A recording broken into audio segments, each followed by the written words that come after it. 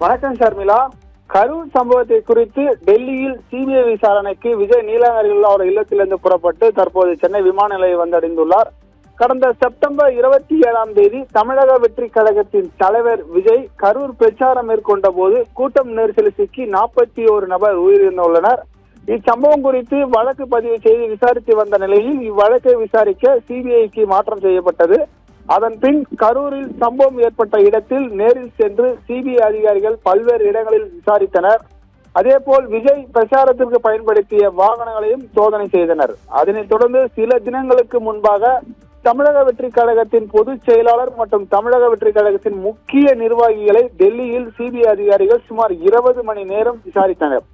இந்த நிலையில் கடந்த 6ஆம் தேதி தமிழக வெற்றி கழகத்தின் தலைவர் விஜய்க்கு டெல்லியில் சிபிஐ விசாரணைக்கு நேரில் ஆஜராக சம்மன் அனுப்பப்பட்டது. இந்த நிலையில் இன்று டெல்லியில் சிபிஐ விசாரணைக்கு விஜய் 11 மணி அளவில் ஆஜராகிறார். அதற்காக சென்னை கிழக்கு கடற்கரை சாலை நீலாங்கரியில் உள்ள அவர் இல்லத்திலிருந்து சென்னை விமான நிலையத்திற்கு வந்தடைந்துள்ளார். சென்னை விமான நிலையத்திலிருந்து தனி விமானம் மூலம் டெல்லியும் செல்கிறார். இன்றும் நாளையும் 2 நாட்கள் சிபிஐ விஜயிடம் விசாரிக்க உள்ளது. அதன் பின் நாளை மாலையே சென்னை திரும்புவார் எனவும் எதிர்பார்க்கப்படுகிறது. ஷர்மிளா, இந்த பரபரப்பான அரசியல் சூழலில் தவிக தலைவர் விஜய் இன்று டெல்லி செல்வது தேசிய அளவில் கவனத்தை பெற்றிருக்கிறது. இது குறித்த கூடுதல் விவரங்களோடு இணைகிறார் எமது செய்தியாளர் மனோகரன். வணக்கம் மனோகரன், தகவல்களை வழங்கலாம். வணக்கம் ஷர்மிளா. அதாவது தவிக கட்சியின் பொதுமக்கள் கூட்டம் கரூர் மாவட்டத்தில் நடைபெற்றது. இதில் இந்த கூட்ட நெரிசலில் 42 பேர் உயிரிழந்த சம்பவம் பெரும் பரபரப்பை ஏற்படுத்தியது. இதனைத் தொடர்ந்து சிபிஐ விசாரணை இன்று துவங்கப்பட உள்ளது. இதற்காக தவிக கட்சியின் தலைவருமான விஜய் அவர்கள் இன்று தனி விமானம் மூலம் தற்போது டெல்லி புறப்பட்டு சென்றார். அதாவது அங்கு சிபிஐ பல்வேறு கிறுக்குப்பிடி கேள்விகள் கேட்கப்படும் என எதிர்பார்க்கப்படுகிறதாகவும் கூறப்படுகிறது. மேலும் இவர் அங்கு டெல்லி சென்ற பிறகு எந்த மாதிரி ஒரு சூழ்நிலை ஏற்படும் என்று தெரியவில்லை என கழக தொண்டர்கள் தெரிவிக்கின்றார்கள். மேலும் ஒரு பதற்றத்துடனே அவர் செல்கிறார் என்றும் கூறப்படுகிறது.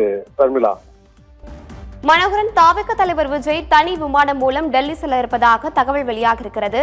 அதை பற்றி விவரங்களை வழங்கலாம். குறிப்பாக ஷர்மிளா, அதாவது இவர் எங்கு சென்றாலும் தனி விமானம் மூலமே செல்வார். அதாவது இந்த தமிழகத்தில் மற்ற மாநிலங்கள் செல்லும் போதும் தனி விமானம் மூலமாக செல்லப்படுகிறது. அதே போல அதே தனி விமானம் மூலமாகவே இன்று காலை தற்போது டெல்லி புறப்பட்டு சென்று விட்டார். மேலும் அங்கு சிபிஐ விசாரணை காலை 10 மணிக்கு தொடங்கும் எனவும் தெரிவிக்கப்பட்டுள்ளது. ஷர்மிளா, மனோகரன், தவிக தலைவர் விஜய்க்கு கிட்டத்தட்ட 2 நாட்கள் விசாரணை நடைபெறும் என்று தகவல் வெளியாக இருக்கிறது. மீண்டும் தவிக தலைவர் விஜய் எப்பொழுது சென்னை திரும்புவார்? அவரிடம் எந்த மாதிரியான கேள்விகள் கேட்க வாய்ப்பு இருக்கிறது? ஷர்மிளா, அதாவது தவிக தலைவர் நேற்று மாலையே சென்னையிலிருந்து டெல்லி செல்வதாக இருந்தது. மேலும் அங்கு அவர்களுக்கு டெல்லியில் அங்க தங்குவதற்கான முன்னேற்பாடுகள் நடைபெற்றிருக்கிறது. அதாவது இதில் சிபிஐ ஒரு நெருக்கமான ஒரு கடினமான ஒரு கேள்விகள் முன்வைக்கப்படுவார்கள். ஒரு நெருக்கடி ஏற்படும் என்றும் தவிக வட்டாரத்தில் கூறப்படுகிறது. ஷர்மிளா, அதேபோல் மனோகரன், தவிக தலைவர் விஜய் டெல்லியில் ஏதேனும் முக்கிய தலைவர்களை சந்திக்க வாய்ப்பு இருக்கிறதா?